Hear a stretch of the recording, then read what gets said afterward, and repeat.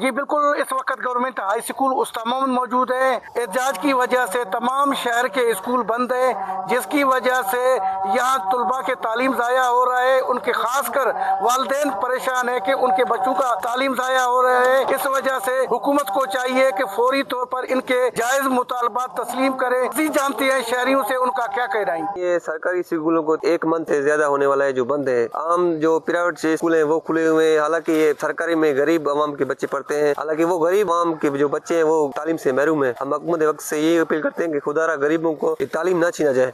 School खोलन जेके गरीब आवाम है उहा तालीम का महरूम थींदी पई है। प्राइवेट स्कूल खुलियल जंहिंखा पैसे आहिनि उहे पढ़ंदे पिया प्राइवेट। गरीब आवाम जेको है उहा तालीम का महरूम थींदी पई है। बराए महिरबानी कर स्कूल खोलन, इहो बेहतर है।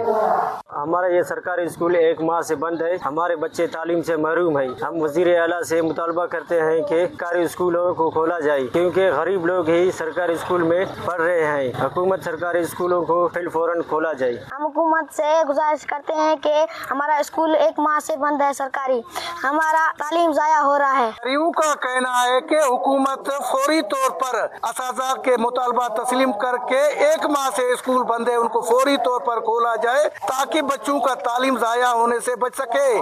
कैमरा टीम के साथ अली हसन बलोच, वश न्यूज़, उस्ता मोहम्मद बलोचिस्तान।